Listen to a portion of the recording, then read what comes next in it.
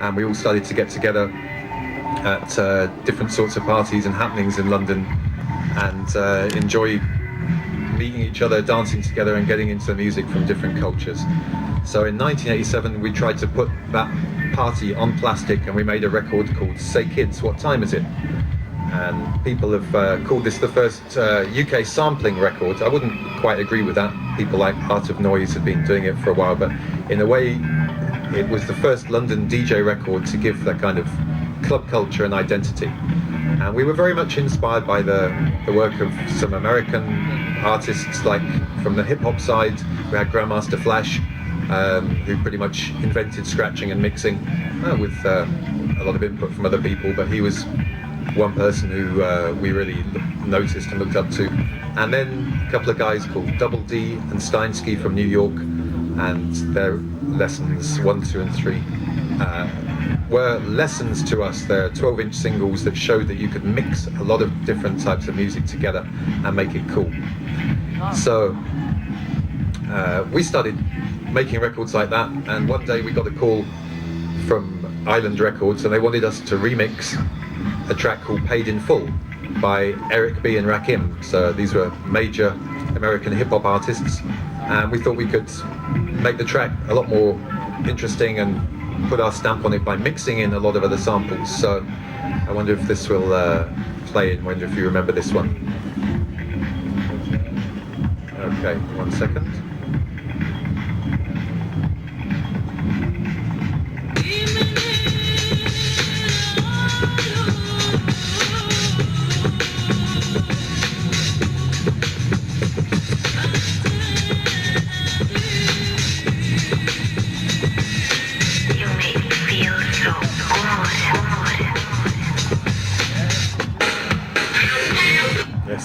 Thank you, Parliament. So that section before was a lick from our Paid in Full remix, and that wonderful voice is from the Yemenite and Ofra Hazar. So mixing together kind of Eastern samples and hip-hop beats seemed to prove quite popular, and that was quite a big record around the world, and it certainly got us on the cover of NME, and the Cold Cut thing kind of took off.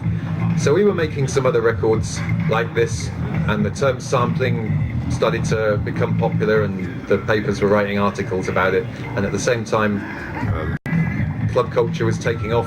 Ecstasy had kind of hit, house music had kind of hit, DJing as a cool thing had kind of hit, and so we made records. And that Eric B remix and our first records were all done just with turntables, just vinyl manipulation. But around about this time, samplers and sequencers and computers started to get cheap, and so we were able to combine electronic techniques with analog DJ vinyl scratching and mixing. So suddenly we had a big hit in the UK with a record called The Only Way Is Up, Baby, with Yaz, and Lisa Stansfield with a track called People Hold On, and suddenly we were on top of the pops, and that was all quite good fun. But then we found out that working for a major label, which we were by this time, was not all that much fun, not as good as being free and independent, which was how we'd started off. So we started a record label called Ninja Tune to be free and do our own thing and escape from the machinations of the Babylonian music business. And so we started putting out our records and other people's records through Ninja Tune, and it's very warming being at a festival like this, and a lot of people come up and say that Ninja Tune has been a big influence on them and maybe got them into DJing or got them into electronic music. So it's worked, and we're still rocking and shocking. Ninja Tune is still going and still putting out, I think, some pretty good music.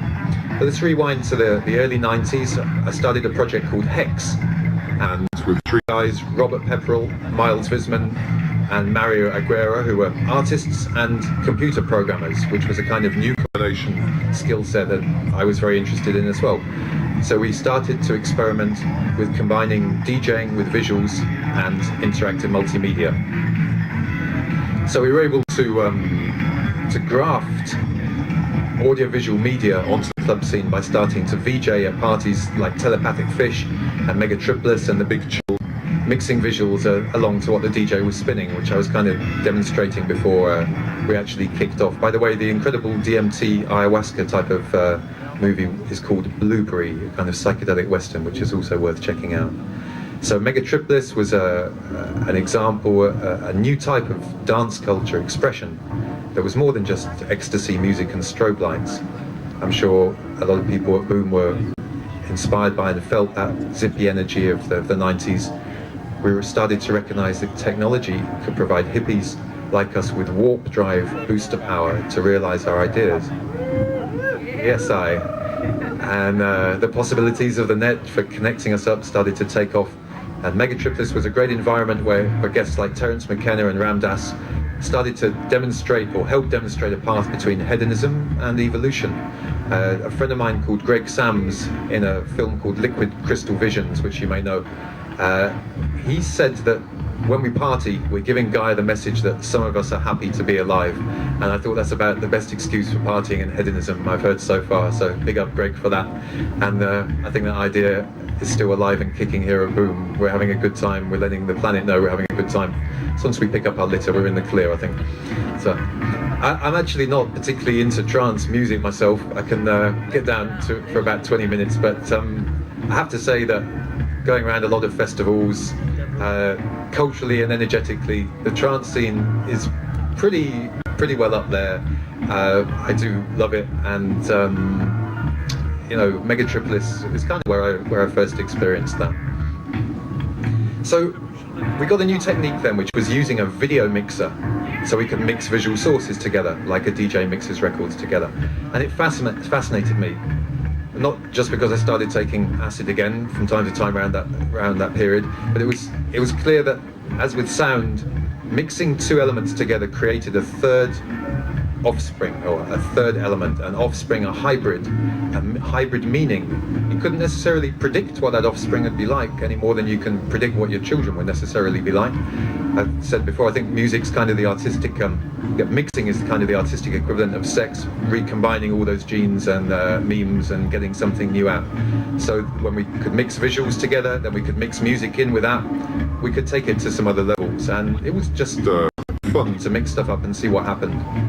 We could make random connections, we could make explicit connections by choosing two things to juxtapose, to put together.